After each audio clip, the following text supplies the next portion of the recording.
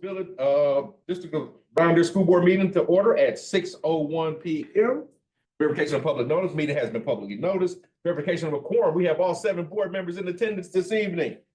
With that being said, Lisa. Yes.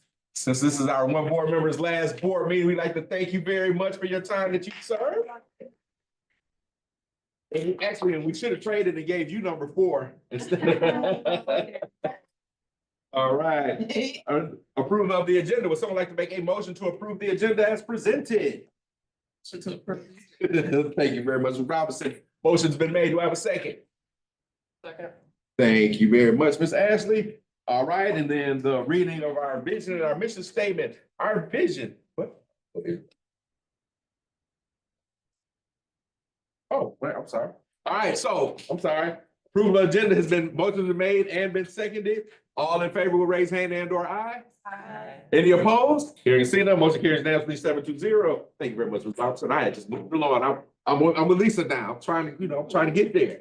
All right, the reading of our vision and our mission statement. Our vision is to provide a rigorous education that empowers our students to confidently navigate in our ever-changing world. And our mission is through the lens of excellence, equity, and engagement. We are dedicated to empowering every student with the essential skills to build a foundation for lifelong learning.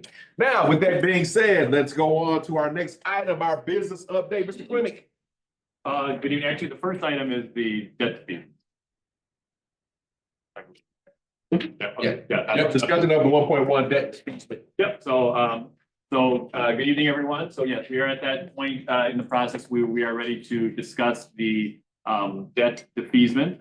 As we have talked about for several months, one of the strategies that we have used over the past several years when we've had the opportunity through equalization aid increases or other things with the revenue limit, that we've had the ability to lower taxes. We've actually kept them flat and to allow us the flexibility in the future.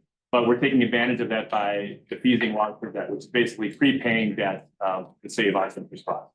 So you saw, I did share an executive summary with it, but we do tonight have Mr. Kevin Mullen with us from Baird, who helps us through this process. So I will turn the microphone over to Kevin to kind of explain and answer any questions. So again, tonight we're looking at just kind of discussing it, making sure that you're all on board with moving forward. There's no approval tonight. Basically, you give us the go ahead to move forward. We'll get all the paperwork done. And then at the April 29th meeting, you'll actually approve the resolution to perform the team. So then I'll turn it over to Kevin.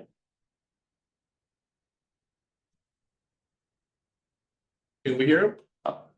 You're on mute. Obviously, you got to be on mute or something's not right. Second, Kevin, average.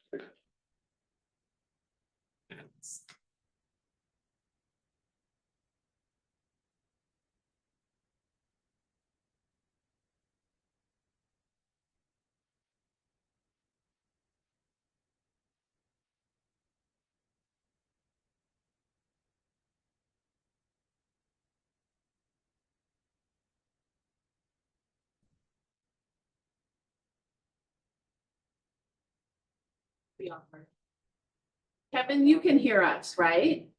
Yes, okay. We just cannot hear you. How's this? I changed microphones. Is this any better? Perfect. Thank you. Oh, All right. Excellent. Great. Well, I apologize for that and sorry for the early disruption in your meeting, but Mr.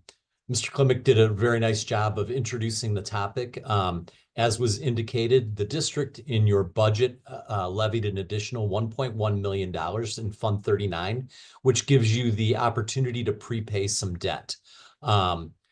We wanted to make sure that we introduced this to the board ahead of when you would be considering the resolution at your April 29th meeting in case you had some questions. But basically, you will be taking that $1.1 million like you've done in the previous 2 years and putting that money into an escrow to prepay some of your existing debt. The debt that we're proposing to prepay would be the debt that was issued in 2018 that has a call date, meaning that it can be prepaid as early as 2027. So the screen that Kevin is sharing right now is it shows us reducing that last payment on the left side using the proceeds of that defeasement. So we would be taking roughly $1.1 million and prepaying debt service on that loan. If you compare the box on the left, the before defeasement box, to the box on the right after the defeasance, you'll notice that that payment in the last 2 years has been reduced. And then on the far right-hand side, you'll notice that annually that reduces the interest cost by $43,000 heading into the last 2 years when the principal and interest is reduced. After taking into account the money that you've levied, the net savings results in an interest reduction of about $520,000. I think it's also important to note that the district has done this 2 additional times, and your total savings on the prior 2 equate to just over $1 million. So in essence, you've saved interest cost through the 3 defeasances of roughly roughly $1.5 million leading into this. So it's pretty straightforward. Obviously you've levied this money for debt service already, and so the money is available, and this is what it was intended to be used for. So, I mean, that's a very high level overview. I'm happy to answer any questions you might have with regard to this. Board members, questions for Kevin in relationship to this defeasement, this 1.1 million? No questions? I just think it's a great job, and testament to the fiscal responsible. Yeah, in our the working government, that's thank you. All right, yeah, and then I hope that this, when we get ready to potentially go out for a referendum, that our constituents and everyone knows that we've been doing a lot of trying to save money in the short term and in the long term. And anything that we get ready to try to do to continue with the school district and move us forward, we're doing that with great financial oversight, financial responsibility, and being able to do that and letting everyone know that we've already tried to save money. And I think the other thing too is for our taxpayers, when they turn around and they look at their tax bills, that the dollar amount from the school district has actually gone down pretty much every year for the last several years in relationship to their contribution to the district. Their taxes haven't gone down, but from what we are using or whatever, that dollar amount has gone down. So I would love to make sure that our residents, our constituents, everyone understands and they know that part of financially critical responsibility that we're doing. And I'll just add, just to clarify, because people look at this, may question it, but the rules are very specific. There are certain expenses that we have that operate under what we call our revenue limit, where the state has said, you can't tax, you can't raise additional money above this, which is generally operations. You have the ability to go over the revenue limit for debt service. So we can do this, and we can only use it for debt service. It's not that I can take this money and put it away and use it for operations each year. So that's why, but strategically, it does, it is going to save us money long term. It is an immediate source of revenue for us for operations, but it is a strategy to utilize to make sure that we're on a little stronger footing going forward. And again, we've kind of kept the money in the levy right now so that if a need is there that we would need to ask for additional funding, some of that money is already kind of baked into this request. So that if everything else was the same and we weren't going out for a referendum next year, we'd have $1.1 million again to lower or pay down additional debt. But if we had to raise $1.1 million, we'd basically keep the levy exactly where it is. We wouldn't prepay any debt, and now we would have that extra funding for potential for operations. So that's why we do it this way. So it is trying to be strategic and trying to reduce those costs. So then again, tonight, as Kevin pointed out, if you don't have any further questions, the goal would just be then to get the general consensus of the board to move forward. And then Baird and Coral will work together to get all of the paperwork and set the final closing date. One thing that will be a little different is because of the timing. We won't have the paperwork with the officers on it because the officers of the board will be decided at the meeting on April 29th. So the paperwork will be out there, the resolution will be out there, but I will have to have Coral's update some things once the officers are selected. And then I will need those particular board members to stop back in between the board meeting and the closing date to get all the things taken care of. So there's usually one for the treasurer, a bunch for the clerk, and few for the president. So whoever those folks end up being, we'll just have to work through that after that meeting. If there are no other additional questions for myself or Kevin, then again, just a nod and consensus. This is information, this is for informational purposes, so yeah. If we don't want to spend the money on doing it, then have you vote it down. So as long as you're not comfortable moving forward, I will charge Baird and Quarles to work ahead on the future. All right, go ahead, move forward. All right, thank you, Kevin. Appreciate your time tonight. Well, thanks for the clarifications, everyone, and thanks for your time. Good luck tonight. Sounds good. Let's go on to our next item, item 2B, business office report, Mr. Fleming. Yes, stop sharing here. Thank you very much. We appreciate your support on the defeasance piece. Next item is the business office update. Just a couple things that I was going to highlight tonight. I did allude to this last time, but I didn't have it in writing, so I didn't want to get too excited. But we did get our confirmation for our health insurance renewal for 25-26. After a couple of years of some increases, including a 13.5% one a couple of years ago, we are actually going to have we're going to see a 2.5% decrease. We'll take that. So on about $3 million of health insurance is what we budgeted this year. That's about $75,000 in savings, which not a ton of money, but compared to having to support a 13% increase or something like that, much more positive.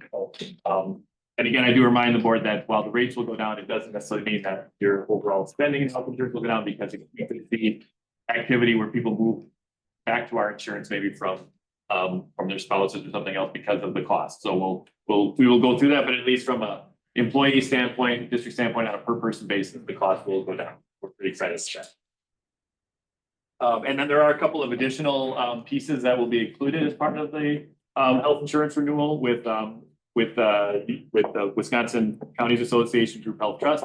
There's a fitness and some other health-based programs that we're going to be announcing very soon. We're planning on some meetings with staff in the next few weeks, and then we'll be planning open enrollment for the middle of it. So very excited about, and not having to worry about budgeting several $100,000 for health. Very excited about that. Yes, it is. Next item, just briefly, is that we did, once again, you've heard this before, we had our DPI notified us again of our food service balance being excessive. So we go through the process every year where I submit a plan of how we're going to spend down. Now, one of the things this time around is that they did not account for the spending we did on North Commons, because that happened after the fiscal year. So they're reporting that we have a $1.2 million fund balance as of June 30th. They're asking us to get down to $760,000, and the cost of the renovation was almost $400,000. So that right there does a chunk of it. And then I put in some other things, including utility costs, some other equipment that we're purchasing, and continuation of providing free breakfast. So I submitted the report. I had about $500,000 in expenses included. They approved the report the next day, so we're fine. Not a big deal, but it just, as we continue to wind down that fund balance, I know everybody looking at it thinking, what else can we do with it? Again, just like the debt service, it's a restricted food service and serving children food. So we're limited, but we do have to make sure we're not keeping the money. This, of course, was a result of the pandemic, with all of the free lunches and the enhanced payments from the federal government. Question for you. Considering that breakfast is only 20,000, is there something that we could do to supplement lunch for students, or do like free something on Friday? Or a snack or something. Yes, something. What we do, the reason we do the breakfast piece is that the reimbursement rate is relatively low compared to what the lunch reimbursement is. So it's relatively expensive, and not every student takes breakfast to the same extent they take lunch. So it's a little bit less expensive to address that. The caution is always like to do something, and then eventually the fund balance gets to a point where you can't afford to do anymore, and then you're bringing it back. But we can certainly look at other options when we meet with Airmark to decide if there's anything else we can do with the fund balance too. Yeah, I mean, even if you say like free slice of pizza on Fridays, everybody not gonna eat pizza. Right, but I mean, at least it's something, it's going towards the children, and we're getting that balance down. I'll have to, yeah, we can confirm what is allowed and not allowed in that space, but I can. It's allowed. We can do the afternoon snack piece though, right? Well, at least for the elementary school, definitely. We are area eligible for snacks, and so we do snacks both at the elementary school and at the middle high school for their after school program. So those are free. If we're area eligible, we don't have to track by student eligibility. They're on stall. All snacks are free. All right. I just have a quick question, Sure. in terms of just projecting out the excessiveness in cash. Is there ever gonna be a time when you're just gonna be able to just be, break even? I mean, that's probably nice to have excess of cash, but I mean, when we're looking out, I do know that some of those dollars were, the addition of the money coming out of the pandemic and stuff like that. Right, I mean, I think the advantage we have, I mean, we will get below the threshold probably this year where DPI will stop, I will say, prodding us to, continue to do that. But we do have, the other thing we did talk about too is that, there was a freezer that we were supposed to do a couple years ago that we haven't done yet. We're looking at trying to do that as well this year. So because we went through all these renovations and all the referendum, like everything in the kitchens is basically new. So, we can continue to spend down, but it's nice to have that, have that cushion, even several $100,000 that if any ovens needed to be replaced, or if we needed to do some significant upgrades, we have access to those dollars. So, and the other piece too is that we are continuing through our partnership with Clockworks, which is a company that we've contracted with that has helped us sub-meter the kitchen so that we actually get reports on a monthly basis, and we have a DPI allowable formula to apply those funds to fund 50. So we take $60,000 to $70,000 this year of electric costs that are tied to the electrical cost of those kitchens, and we can move that to fund 50, which then frees that dollar up in the operating budget for other things. So that may be a thing that at some point we decide not to do anymore because we don't want to keep pulling dollars out of fund 50. So we'll continue to move down, and then we'll get to a point where the board feels comfortable to say like, well, let's kind of stay here for a little bit and have enough cushion to be able to afford any kind of major repair we had to do. If we need to replace several ovens, we can do that without looking at it. Thank you. Any other questions on the food service piece?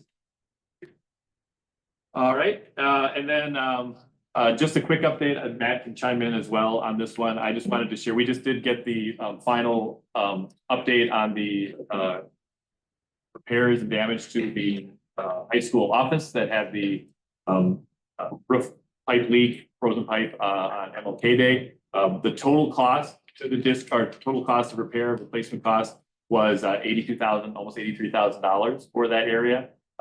We do have our $10,000 deductible as one would. If you remember, we did decide to go from $5,000 to $10,000 last year, but even that one claim, the $5,000 difference, we still saved more in the premium. So but it was a little ironic that we made that decision. But so nonetheless, we had the $10,000 deductible. Right now, we still have what's known as, we have $13,000 of what's known as depreciation costs, which I think, and Matt can speak to this, we're still in the process of, I think, replacing carpeting. Right? Yes. That's one of the last things that. But once we do that and we actually show that we have done it, then we will recoup those costs as well. But as of right now, the claim that we'll get back more immediately will be about $59,000, and then we can claim on everything we claim for the final 13. So of the whole project, again, just the $10,000 deductible is our cost, and we'll be getting about $72,000. We haven't, this has been a while since we've had to have one of these of this significance, so certainly I wanted to make sure we share it before. Do you have any other questions about the repairs or anything else? That's probably better expert on that. But otherwise, that's where we are financially.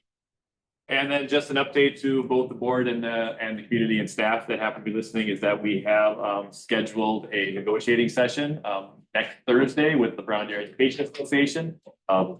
This is our second year where we're trying to get this negotiating piece completed in the spring as opposed to the fall when we have done it for years and years before that. So we're excited about that opportunity. We're meeting next Thursday, the 17th.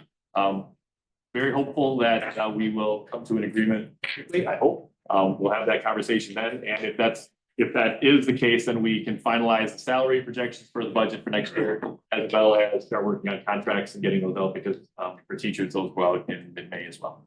And it's always nice that we can put the updated salary information on those contracts. So we're hoping to get that done. And so hopefully, potentially on April 29th, you would also get that ratified.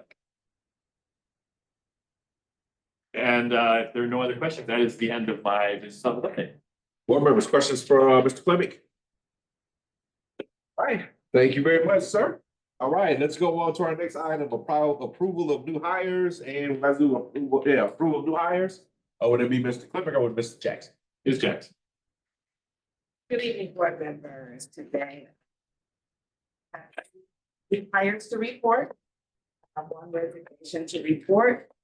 That will be from Catherine Young, from high school, Spanish teacher, resignation submitted on April 1st, 2025. The last day of employment was April 1st, 2025. All right, it actually would end up being item 2D, but we got a label 2C as 2D, so. Okay, so the motion to approve the resignation. Yeah, so I just want to make sure that we make that change from C to D. Okay, all right, would someone like to make a motion to approve?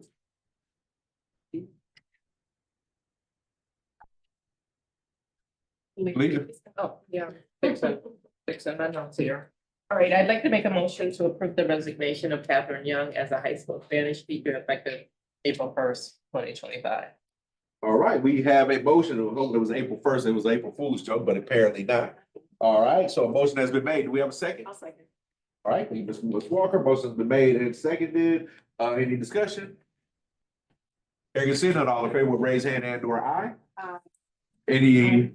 No? All right, motion carries unanimously 7-0. And as we say, everyone, all our employees that leave us, once a Falcon, always a Falcon. And we wish you well on your new endeavors and good luck. All right. I will just add that Ms. Jackson's behalf, she's being a little quiet. We actually have started hiring for 25, 26. We're still working on finalizing, but she has started that work. And we have a couple people that we have hired. We haven't been able to bring to the board yet, which we will do at the next meeting. But just so you know, that process has started in earnest, and we're very excited about some of the folks that will be joining us, and we'll have that information, over the coming weeks. But we're excited and looking forward to a good hiring season. Sounds good. All right, let's go on to our next item is the 25-26 budget update. Mr. Clemick? I don't have a whole lot to share tonight. There's a few moving parts that we're discussing as an administrative team. We're reviewing a couple of key staffing positions that we may be asking for. Obviously, we talked about the health insurance renewal that came through, which was very positive, very excited about that. Hopefully, the next time we will have potentially have a salary agreement in place. And so that'll be kind of locked in. So I'm hopeful for that. I did just complete the general, all of our general lines of insurance, our new renewals for property, casualty, liability, all that. So those are out and we're waiting to hear back on both of that. And that'll be something you guys will approve in May. So there's a lot of moving parts yet, but things are starting to crystallize. My hope is to have I'll have some more updates on 29th and then probably give you the first draft of the budget in mid-May. So you'll actually see where we are for that approval in June. But we're still working through some stuff at the administrative level and more information then. All right. Sounds good. All right, let's go. Any questions for Kevin? All right, our next item is our items for discussion, consideration, and possible board action. Discussion of our exit and retention interview report. Ms. Jackson. So this evening, Ms. Trina Jackson, our Human Resources Manager, is here to provide information regarding our exit and retention interview report. Ms. Jackson. Thank you. All right, so you should have received a packet that is exit surveys for the 24-25 school year. So in that packet, you'll notice that data collected stems from the 2024-25 academic school year. Please note that 7 teachers and 1 non-exempt employee were emailed the survey to complete. Only 2 employees completed the exit survey. Exit survey participation continues to have a low participation rate. The efforts to increase participation are currently under review by Human Resources. I will also add that I'm going to forecast that more data will be collected as we approach the end of the school year and receive other resignations at that time. But I would have more data to present to you during that, at that time. Any ideas like maybe a minimal gift card for participation, you draw a winner, that kind of thing, or what were you thinking? Also, what I was thinking is, it's just, what, I think kids. so what I'm doing is just kind of researching the data just to see why we have such a low participation rate. With the intention that we probably need to reimagine some of the questions that are in the survey. And I will collaborate with the principals and the managers to see if we can revise some of those questions and encourage teachers that probably will be moving on to other heights to participate in the exit survey.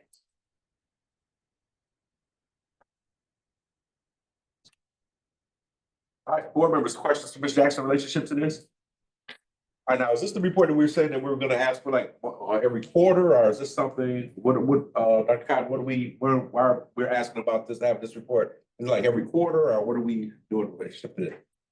We can bring it back to you, quarterly. We can get together and then start talking about making sure that we bring this back quarterly so that you have an idea of where we are. To Ms. Jackson, we meet tomorrow, so we'll be discussing this first thing, in regards to, how do we increase participation in this survey? We probably need to find out what's the angst or the apprehension first off. Just gotta find a way to get that, but yeah, we can bring this back to you on a quarterly basis. So that would mean that we would be bringing it back to you for passing this week. Well, you know, I'd like to be able to see this, especially if we've got individuals that leave. We really like to start to whittle down into why are they leaving? Is it just a better opportunity? Is it something else? Are they going into a new field? Because again, that also goes into our school climate, our school culture. And one of the things I see out here is what was one of the best things that the two individuals that answered, they left. They was like, they love the students. Right. All right. So those are things that, you know, we need to start to hang our hat on. And then when we start to talk to our staff and our administrative team, you know, what are the things that we can build on, or what are the things that we need to look ourselves in the mirror and be like, hey, is there something else that we potentially could be doing to be able to retain our staff?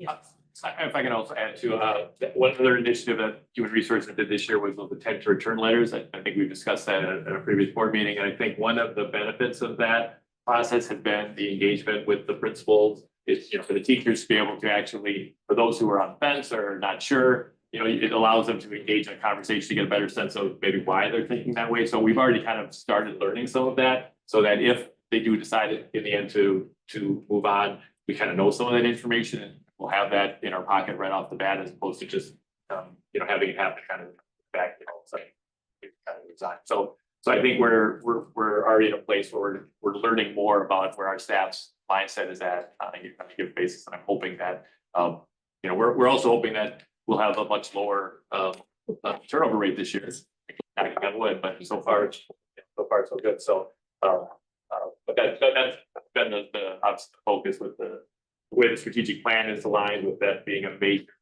key performance indicator for us to make sure that we are attracting and retaining cloud. So just once before we move on, in terms of the survey, the two individuals that did respond to the survey, if you read into it, there were some comments that they made. Very good comments. Yeah. Yeah, very. This page out because I think that they should be reread. Well. Oh, yeah, but my question, but where I'm going with this is I'm wondering if we can compile those comments too in a comment of the year. Over the course of the year, because again, if we do it Right. quarterly and stuff, so you can just it'll be ongoing. Yeah. Be ongoing. Yeah, Yeah, the yeah, reports yeah. be ongoing. We could just do it during the school year. So during the school year, these are the comments of those who tendered their resignations. And then we could review them at maybe the end or at some other Yeah. designated period of time that we see Yeah. appropriate. So, I agree. yeah. In one of those cases, it seems like we've heard before that people are feeling overwhelmed in those positions, and we've had a lot of turnover in those positions. So it just seems to me that maybe, I don't know if we'll be able to hire another person to kind of help, or if there needs to be more collaboration between the teams, because in each of the cases that I'm reading, It's saying that it's not the students, it's not the people that they're working with, it's not the climate, It's not the ball. it's not the boss, it is the work. Yeah, the load. The load, they're feeling overwhelmed in each of those cases. Here's the reason why I wanted to make sure that we start to try to do this thing quarterly, so then that way we will understand, we'll know a little bit more. HR will understand a little bit more, administration will understand a little bit more, which leads, goes back down to our build level principals and APs and stuff to try to start to look at this thing and stuff and try to figure out what is it exactly, what are some of the things that we could actually do better to improve the work climate for our teachers, because like, as we know, the more that we can retain all of our great teachers and everything else like that, the more our test scores go up, the more that you have, that school climate increases, you know, so those are all of those things go hand in hand. So hence the reason I wanted to make sure we try to do this thing quarterly and let's keep this thing kind of ongoing and try to figure out, you know, if there's some things that we could possibly look at, especially now that we've got the upcoming school year getting ready to happen. Yes. So for clarification for me, I mean, obviously, we can't control for every fact. Like people need because they need to, whatever question needs. Some of these things though are possibly things that are within our control. So my question becomes, how are we integrating some of these data points into evaluations for our administration? Okay, yes, that would, so we're gonna have to end up looking at that in regards to, I know the particular, I think I know the one person that gave the one feedback, and it's just about looking at that workload and then having conversations with the administration about how are you going about when things are presented?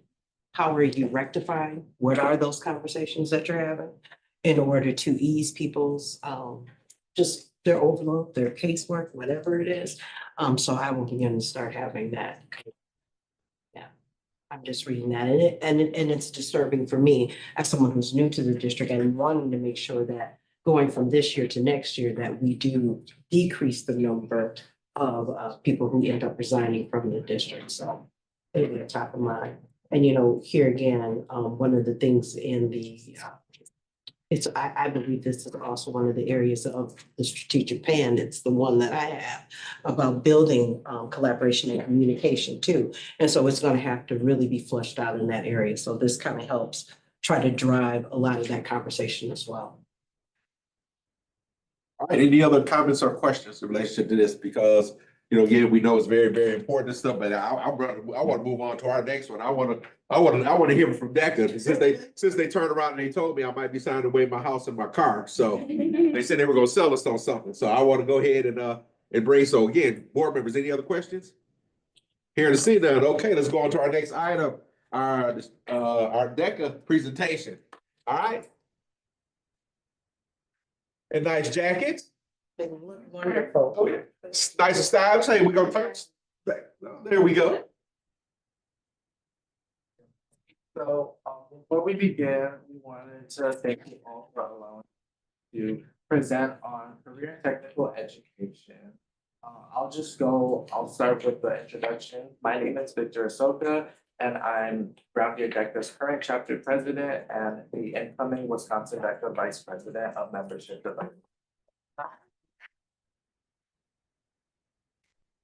I'm the vice president of student enterprise, so I kind of run the DECA store completely, mostly do everything with like finances with our store and stuff like that.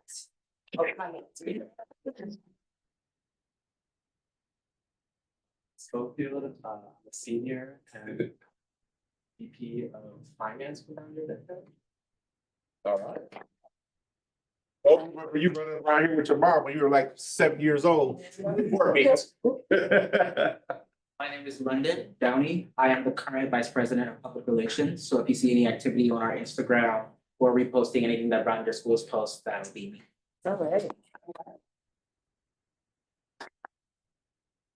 Yeah, so today we're here to talk about career and technical education. So if you could go to the next slide. When?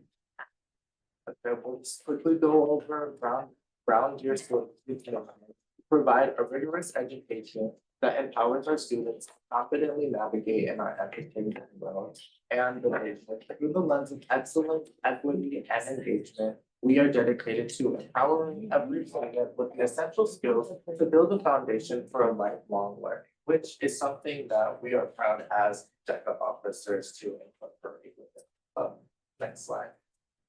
And here are the 4 pillars of success. They're vital to the success of this district. They are financial stewardship, safe and healthy schools, student learning and success, and culture and engagement.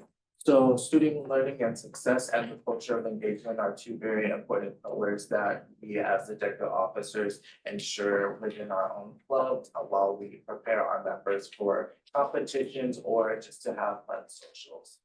Next slide, please. So career and technical education. Career and technical education, or CTE, it's a program that offers a means to provide academic and technical skills to students during middle, high school, and college in many topical career fields, ranging from construction to finances to health sciences. So February is known as CTE month, where clubs such as DECA, HOSA, FBLA go out and lobby to local legislators around constricting laws that will help benefit career and technical education. So we are known as a career and technical student organization. We are student ran, so everything that us as officers do, there are 4 other officers that couldn't make it here right now, but all 8 of us, we help run along with our advisor, Ms. Veronica, which is here today. So we basically wanted to come here and talk about why CTE is important. Even though it's not February, it's very important that we are advocating on a year-round basis. Next slide.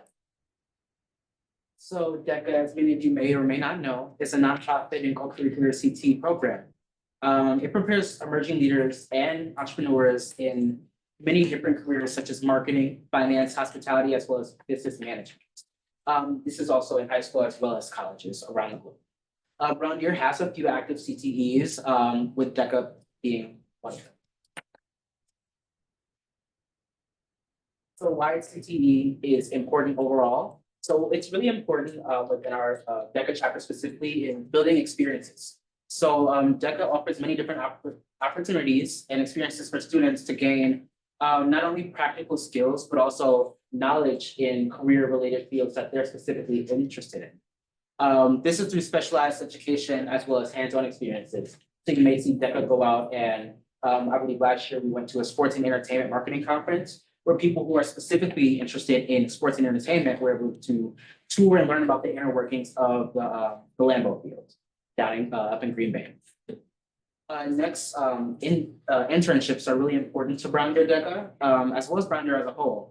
We do know the school district partners with a lot of different internship opportunities in constructions and different businesses, such as the Lee Energies business. And it's also provided to students. We want to make sure that you guys are understanding that DECA not only gives us these skills, but we're able to use them to use these practical skills to go and advocate for ourselves to get these internships. I know me personally, I was able to score an amazing internship through something that DECA introduced me to, as well as giving me the skills to be able to sit down and do that interview in a way that is gonna make myself come off as a business professional. Next, so Brown Deer being a Title I school, we know that our institution doesn't have much extra funding to give these specific and career-related classes to our students. So being a CTE, it's just another way to offer a specific career-related opportunity for people who are interested in things that might not be offered in Brown Deer School District. I know me personally, I joined DECA when our school no longer offered our entrepreneurship class. And now in DECA, I'm successfully pursuing entrepreneurship and going to the International Business Conference for that specific related field. That's just networking overall. Like I said, going to different places and being able to advocate for ourselves is a really big idea within DECA. So being able to go to those differences and see people in a position we might want to be in the future is really beneficial to all of our members. And then our competition is big on that too, because any related field that you're competing in, Wisconsin DECA often has people judging those competitions that are in those related fields.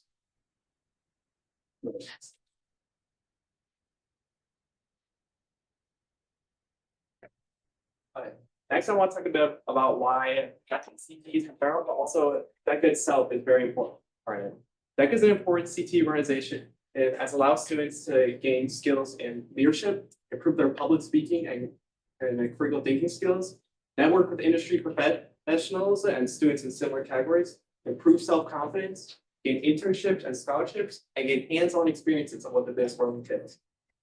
In case you guys don't know about what we as DECA actually do at like competition is, what the main thing we do is go into a judge and they give you a scenario that you might see in a business world, and then you have to try and problem solve and come with a solution. So gain this experience, present in front of a judge and be able to, use business terms to actually will help you prepare for, students who may want to go into a career in business and just help them learn what they might actually experience in the field. Slide, please.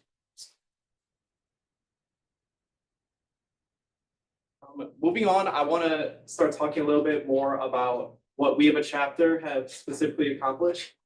Within the past 2 years, we've been especially lucky to have 3 members who have reached the Wisconsin State Officer Team. This is a select number of a few handful of students from Wisconsin DECA who are responsible for overseeing events and certain projects that the whole state of Wisconsin's DECA runs throughout the years. So last year we had Mariana and Marshawn Taylor, who were actually the first ever twins to be on the state officer team.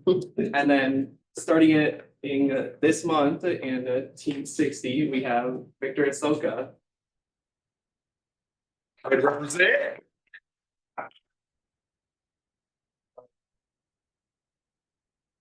Next, we're going to get into ICDC. So ICDC does have the International Career Development Conference, where all DECA members around the entire globe, we'll see members from like China, all different countries, come to some place in the US. So today, in April, we're going to be having our ICDC conference in Orlando, Florida, which is super exciting for all of our members. And we can see our projected numbers in the past is in 2021, 2022, we only brought 2 members to ICDC. We over doubled it the next year, bringing 6 members, and then we doubled that again to 12 members. All right.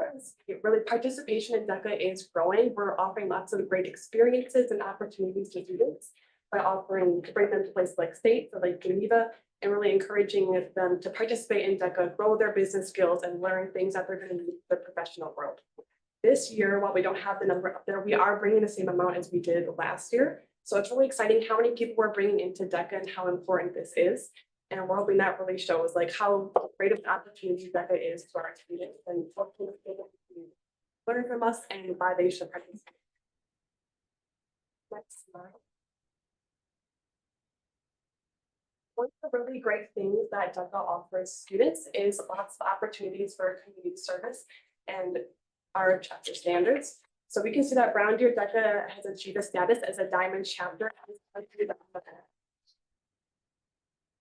So the DECA Diamond Dash is a lot of community service skills that you're able to do, community events that you're able to participate in throughout the year, such as general acts of kindness, general contributions to charity, over 100 hours of community service as a time, donating to the MDA Association, having acts of kindness, trick or can, where we go around to either the trunk or treat, or we go to our house, different houses in the community and get cans to raise for people in need, homeless people. We give them to food banks, really nice acts of service. We have Service Fest, Color a Smile, and Chalk the Walk, which are all a bunch of events that allow students to participate in community service, connect with people in the community, and overall make a really positive impact in the community. And DECA is really good at offering these opportunities and allowing students and DECA members to connect with the community.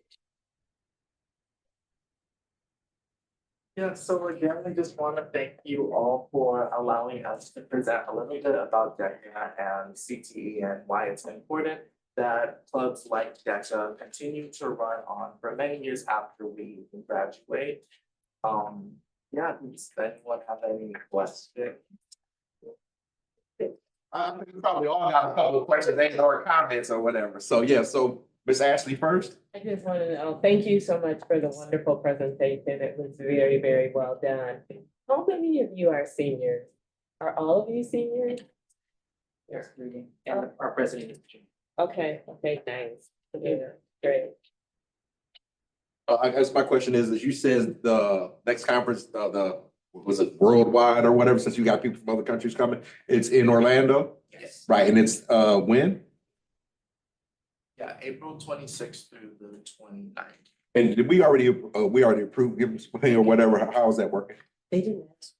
They didn't ask for anything, so you guys fundraised yourselves? Oh, The this district time. is, the district has budgeted, so yes. that's- Okay, I was- Yeah, it's a combination of fundraising, other resources and district funds. I just wanted to make sure that, they had money in order to make sure that they are able to go. We had something in the budget and made sure that they had, lodging and food and some other extracurricular activities, because you're gonna be down in Orlando and stuff, so. Yeah, go let- see me. Hey, so I was gonna say, let's not pretend now, we know that, you're gonna wanna, be able to do that because that's an opportunity. So I just wanted to make sure that we had enough money to be able to send them off and make sure they're enjoying themselves and have a good time. I do want to recognize Ms. Rosman, who's in the back. Where's they at? She's being low back there. Now, you're short already, so, stand up, Dana. Thank you so much.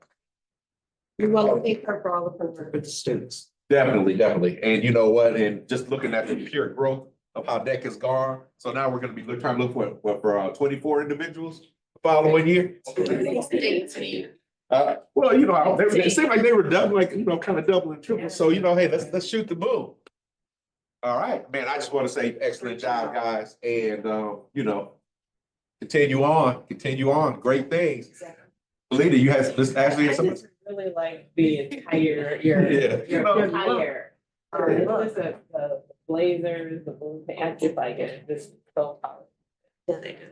Yep, and going ahead and get into that diamond status. So excellent job, ladies and gentlemen. Excellent job. Thank you so much. And good luck. Let's go get this thing in there. Right. All right, let's go on to our event. See, that should have been the end of the meeting. Well, no, actually, after we get finished, after our next babies get up, then we almost gonna end the meeting there, or whatever happens to do with mic drop. So now let's bring up next, discussion and approval of the middle school forensic trip to the National Speech and Debate National Competition. All right. We have Ms. Dolores Brown, who's here, serving as the advisor. So my name is Dolores Brown. I'm the head coach of this year's middle school forensics team, and I've been the coach for the last 4 years. I'm slated to be the president-elect of the Wisconsin Middle School Forensics League next year, so. Proposing that Brown Deer send 6 middle school students, 2 judges and chaperones, and 1 parent chaperone from the middle school forensic program to the National Speech and Debate Competition in Des Moines, Iowa this summer. Brown Deer Middle School has a rich history of forensics. We have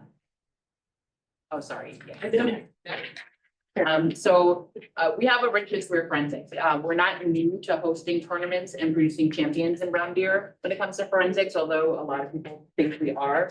In the 90s, the team regularly had over 80 members. It was very popular, and we've been proud to watch the team start to grow back the way it used to be. When I took over the team after COVID, we had 2 members on it, and 1 made it to state. The following year, we had 9 members, and I drove them around in a little van. And Victor was on that team. He was in that van. All right, see, look at you breed success coming through there. All right, good job. And, we've grown from there. We've over quadrupled the team. We started off with 50 kids this year, and it's a lot of hard work. So there's always some attrition. We ended up with 35 really strong competitors. And what I want is for us to have a next level, something for the kids to aspire towards. I think one thing that's really important in Brown Deer is for us to rebuild our high school team, because while the middle school team thrives and keeps getting bigger and stronger, the high school team couldn't even operate this year at all because they only had 1 person sign up for it.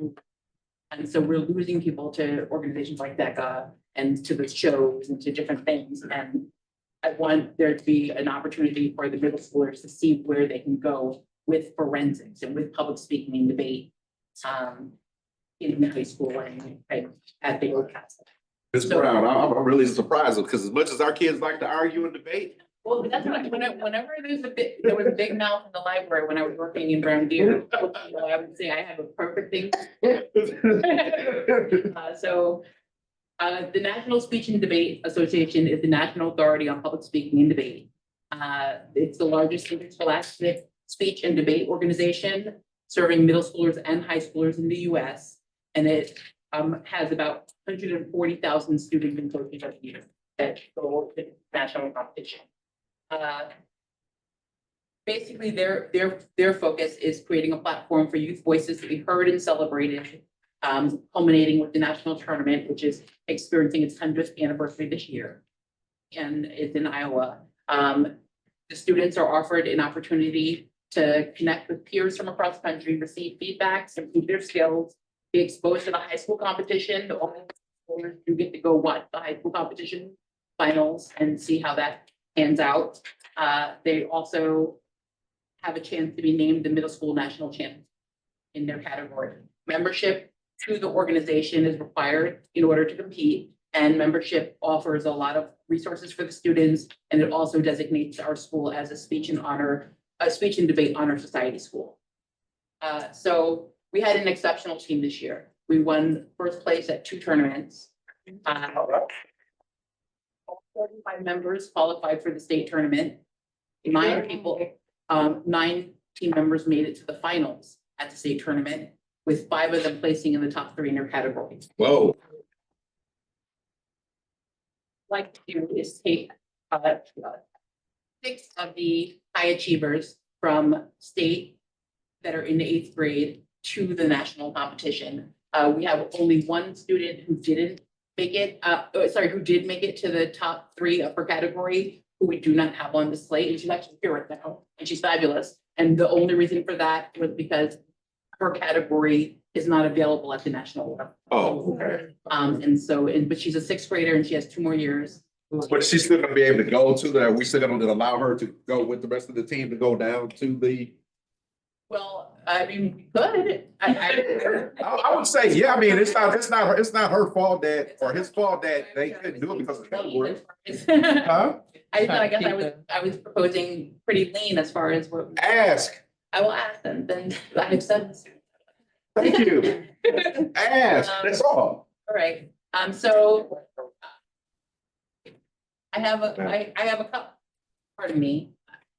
You wouldn't believe I teach public speaking, but I think it's important to get I think it's important for us to start going to the national tournament to get the students more invested in forensics. I think it's part of what the lure of DECA and some of the other organizations in sports are. And I think it's what's missing. It's like we get to state, we compete, and then there's nothing else. And when we move from middle school forensics to high school forensics, all of the parties, like at middle school forensics, there's a dance, there's candy, it's very fun. And when you get to high school, it's just competitive, but you don't really know what you're competing for unless you've seen it. Unless people in your district have had a taste of it and can share that with you. And so that's what we want. We want them to experience that high level of engagement with forensics. There's scholarship, there's awards, there's recognition in speech and debate that kids from Brown Deer should be getting and are not currently.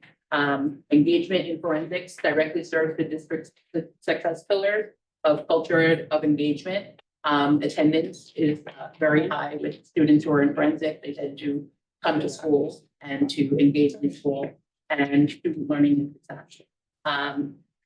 There's no area of academic or work life that's not benefited by having skills in writing and public speaking. So it's going to help them no matter what they're going to do. So I have 2 students who shared what they were feeling. The first one is Eden Crenshaw. She was our captain for 2 years. She's in the 8th grade and she was a 3-year finalist at state. I'm going to try to play this. I am not sure. We don't have Office on this computer, and it's a PowerPoint. Oh, so that's okay. Are they in the audience right now? Is she in the audience right now? It's not. No, so I am going to try. This means a lot to me because it was one of the first activities I did my first year of middle school. What are we turn up for the TV? I was very much in fear.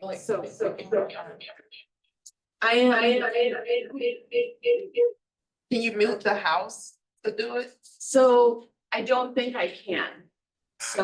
I'm very sorry. What if we turn it up on the TV itself? Do you think that would Well, do? the problem is that I'm trying to share the sound. The TV is up all the way and, but it is, Whole new environment than You want me to play the volume from my computer? And join the forensics team. should I play it from my computer? Went away. yeah, so you can try. I don't know how loud it will be, but I can try. We knew people. Okay. I'm still friends with a lot of them to this day. I also got to meet a lot of new people from different. All right. They shared a lot of their techniques, and I got This means a lot to me because it was one of the first activities I did my first year in middle school. Can you Once I got to middle school, I was very much in fear because it was a whole new environment than what elementary school was. But once I joined the forensics team, all of my fears went away because everyone was so welcoming and so friendly. And I got to bond with so many new people. And I'm still friends with a lot of them to this day. I also got to meet a lot of new people from different schools. some of us have. I got talking to a lot of people in my category, and they shared a lot of their techniques, and I got to compare them to mine, and it helped me become a better competitor over the years. Overall, forensics is such a great community because you're able to be yourself without being judged. I know forensics made me feel like I belong, and I could do whatever I wanted because there was always somebody who was able to match my energy. With that being said, I believe that our team should be able to head to nationals this year. A lot of us have worked hard over the years. Some of us have worked hard for 3 years. I know I was one of those people. I have qualified for state 3 years in a row, and I've gotten nothing but good scores at every single meet I've competed at. It would mean a lot to me to be able to go to nationals with my friends because I would be able to support them and they would be able to support me. And overall, it would just be a very cool experience for all of us because it would give us the closure that we needed, that all of our hard work wasn't for nothing, and that we were able to accomplish something very big. If we were able to go to nationals, I promise you all that we would be a very good representation of Brown Deer and that we would be on our best behavior always. Thank you so much for considering our proposal, and we hope that you will be able to make a dream come true for us. Oh. It's over with already. The second student, I actually just got this video while I was sitting in the parking lot waiting for the meeting. I've been emailing him for a couple of weeks. I ran into him at The Wiz, where he was starring as The Wiz. And he was, and he ran up to me and he was like, Miss Brown, he's like, I miss forensics. I loved it so much and it's helped me with so many different things. And I was like, I need you to put that on a video for me. He was on a team with Victor, who's the president of DECA, and them with one other young lady, they won first place at state in group improv. And they just had a really great team and a great experience, and I think it's helped them in a lot of different ways. Was that at the high school? Middle school. That was in the middle school. None of them continued at high school. Right, but wasn't that was that 19 that they did that? Was that 19 or was that 19? That was 21. 21? Or was it 22? 22. Okay. And so this is Leslie Ocklemore. Forensics, because during my couple years doing it, I really got to experience really engaging with other people and having the ability to step outside of myself and really find what I like and what I enjoy. And I think giving middle schoolers the ability to go to nationals is really great because not only does it give them the chance to be competitive, but it also gives them the opportunity to network with other people and also to find what they like and what they enjoy for their years to come in high school. So I really think it's a good idea. All right. All right. Ms. Brown? Thank you. And so to get to the point, the team would be these 6 young ladies, Jaylee Red, Aaliyah De Jesus, Amira Anna Rakowski, Yanni Smith, and Eden Crenshaw. Jaylee and Aaliyah and Amira and Hannah both placed at state in interpretation.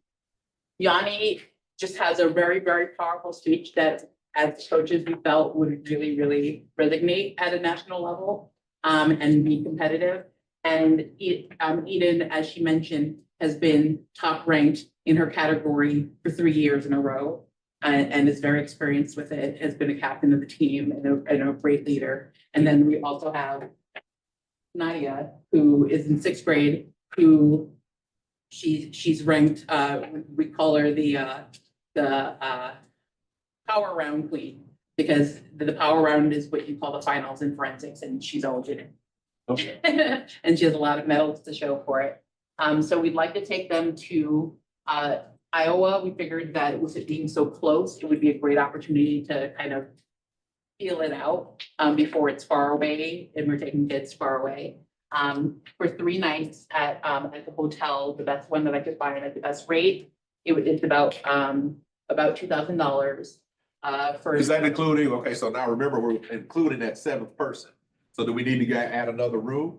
we probably would need that Okay. another room. Right. So that would be Right. another $500. Okay, so we're, Oh, can I just like, how would you break down the students? Because that's what I was kind of running. You have 7 students, 2 What I was judges thinking- and 1, so 3 adults and 7 students. 3 adults and 7 students. Yeah. I was figuring 1 parent chaperone who could share a room with their child. Okay, I got you. And then 2 student rooms and 1 chaperone room. right, So then we'd have to have 1 more room. right. So that would be that, because what we've already done, we already kind of talked to whatever to add another $500 on to the $8,000 that was proposed to make it $8,500. But do you think that that extra 500 is enough to be able to bring on that 7th person and to be able to do 7th that? person, I would say we'd also need to add just a little bit to for the dinner. stipend, Okay, so like 8750, oh, 8750, not to exceed 8750. Like $750. Kevin, it'll be all right. Kevin Hayes keep going down every time we keep making that dollar amount go up, but yeah, this. We have, I have a stipend for dinner to go towards a group dinner each night. It's a 3-night stay in Iowa. And breakfast included at the hotel, lunch is provided by the competition. So it would just be dinner that we'd be covering, and then any snacks or things they handle themselves. The registration and membership fees, the forensics team is willing to pay for that ourselves out of the money that we earned from our successful tournament that we threw this year. So that would be about $500 of the total that we would handle. And then the travel, Kathy Almore told me would be about $1,500 a day to have a bus.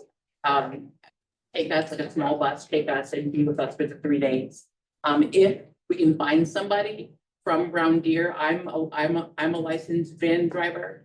If we find one other person who wants a chaperone, who's a van driver, that cost would go down, but. Keep it with the bus, just stay with the bus, so that way, you know, we don't have to worry about it, we got a company that's doing it. You know, I go to go. Okay. Yeah. So is that a bus that's taking you from here to there, or is it? Be driving us to Iowa and then staying with us to drive us around while we're there. Okay. Yes. Alright. Yeah, let's stick with that, yeah. Like, that's the only reason I said, when you said that, I was like, oh, you go. We just had a little incident thing going, so yeah, let's stay with that. All right, Any other questions? any other questions?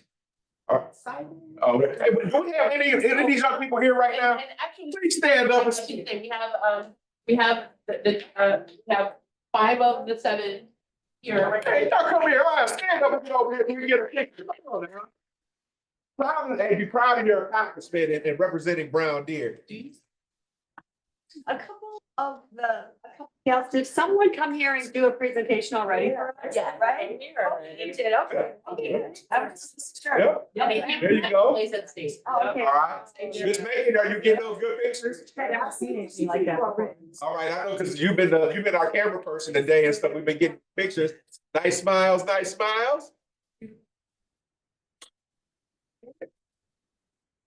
And I have 2 parents who wanted to say something to you guys all.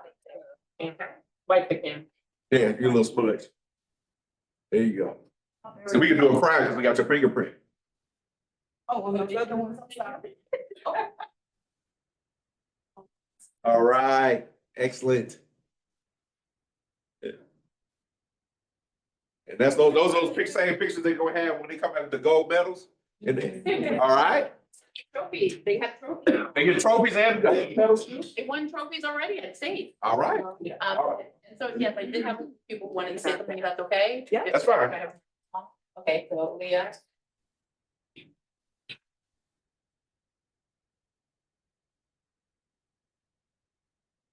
Yeah, you're good. Thank you for the opportunity for me to speak today. My name is Aaliyah, and I am a proud two-time participant.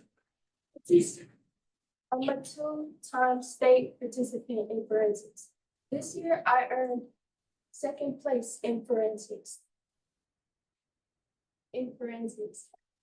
Which was a huge honor for me. For me, my partner, and my family, which shows me how much improvement we had over the 2 years that we've been in this program. Forensics showed me a lot, and it showed me my hidden talent that I never knew I had. Because before, I couldn't even talk in front of one person. Competing at nationals would be a dream come true. Not just to challenge myself more, but to represent our school and show others what's possible when you're passionate and committed. I know our school hasn't been to nationals before, but I'd be proud to be the first. I hope you consider supporting the next step of my journey. All right. Up and hold your head up proudly. For real. Nervous. And then we have this, Mrs. Johnny Emma. Hi, Hello. I'm Johnny MM. I'm the mother I was getting ready to be like, you sure are. You're kind of big to be in the eighth grade. daughter. She and Hannah have been in group interpretation with forensics since they were in 6th grade. And when I say that I've never imagined my daughter to choose forensics as an organization. She was always extremely shy. She doesn't even like going into the counter or clerk and buying anything by herself. Like it's really hard for her, but to see her perform in front of her whole class and excel at it has been a huge journey. It's taught her so much discipline because they have one piece that practiced the entire season over and over and over again. Some people can possibly give up, but they keep going at it, and their excitement of them like doing it over and over again has just taught her. And I'm sure Hannah and all the people that's in forensics, just those skills that you just like, oh, I don't even know where she would have learned this hadn't it been for this organization or for Ms. Brown and the other coaches that's there. So I just want to say that this opportunity is extremely huge. She comes home with like medals every time, and just her excitement. My daughter is not a sports person or anything like that. But she has something that she feels like she's a part of, and it has welcomed her and allowed her to be able to speak up and use her voice. And I'm excited for her. But I know she's going to be great regardless. But I think this opportunity for her to go to compete at a higher level would show her that she can keep going and thrive from being challenged and competing with others. All right. Well, now we got a skill club. And then one more person, Ms. Esme Cruz. Oh, something too. So I am Aaliyah DeJesus's mother. My name is Esmeralda. I am extremely proud of my daughter as well as the whole forensics team. I feel like they've excelled over the last 2 years. They've really shown that they're capable of doing things that they never expected. For my daughter being a 2-time state champion, I'm a firm believer that children, they should be going for the highest, as far as they can go. And for that reason, I believe going to nationals it's almost mandatory, because what are we teaching them if they're only going to state? So what else I got here? And I was aware, Brown Deer, I was kind of shocked that Brown Deer had never gone to national. That was that was a big one to me. I reached out to her immediately and I was like, well, we need to go. Like, so, this really opens up that new pathway for the students to excel and really see what they're capable of. Not only that, but it's for the future students as well, you know, because as you mentioned before, it's kind of showing them what they're capable of through other students prior to them. Let's see. And then just me as a parent, I'm a firm believer with all of my children. I have 3 children that do attend Brown Deer. I'm big on pushing my kids to their furthest and, you know, their fullest potential. And I really believe that this opportunity will raise the bar for what's possible ahead.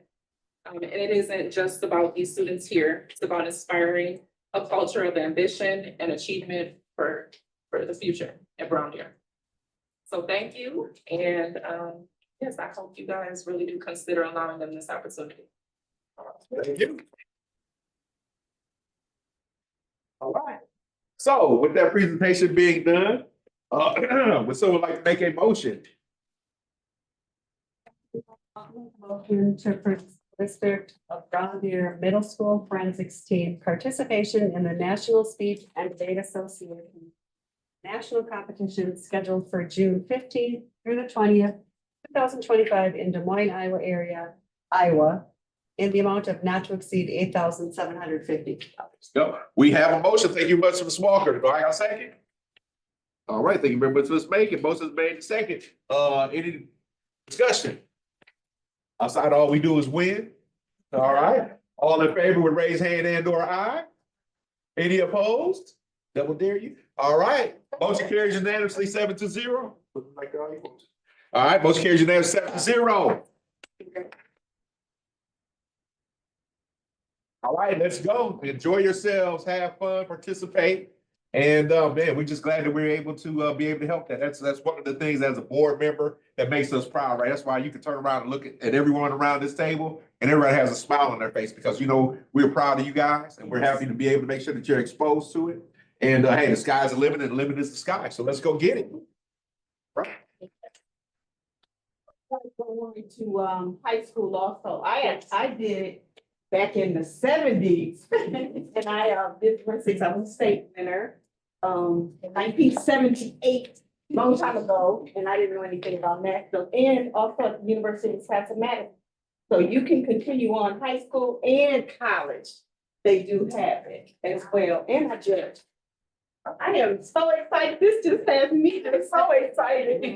Congratulations to you guys all, and I hope you do it for one.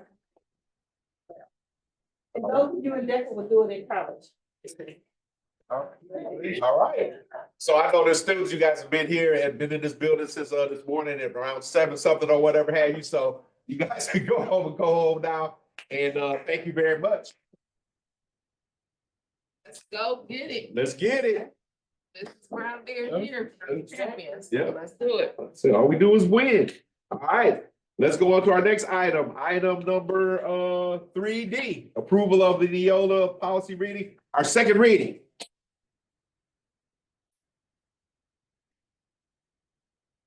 Front of you were 49 policies that we're deserving of a second read and looking for your administration is seeking your approval of them to be added. All right, would someone like to make a motion to approve the second reading of the Neola policy? I would like to make a motion to approve the second reading of the Neola policy review, including all policies that have been written. There you go. All right, we have a motion. Ms. Farrington made a motion. Do we have a second? I'll second. All right, thank you, Ms. Walker. Motion is made and second. Any discussion? Hearing seen none, all in favor will raise hand and or aye. Aye. Any opposed? Hearing seen none, motion carries 7-0 for the approval of the second reading of the Neola policy. Let's go on to our next important item is item number 4. Would someone like to make a motion to adjourn? I would like to make a motion to adjourn tonight's meeting. All right, a motion has been made by Ms. Welch. Motion made. Do we have a second? I'll second. Thank you, Ms. Walker. Any other discussion? Hearing seen none, all in favor, raise hand and or aye. Aye. Any opposed? Hearing seen none, motion carries unanimously 7-0. Call this meeting adjourned at 7:15. Again, Ms. Walker, thank you so much for your participation and standing on the board. We really appreciate all of your work and everything that you've done for us. All right, everyone, enjoy the rest of your evening and enjoy this weather, and let's go Brewers and let's go Bucks.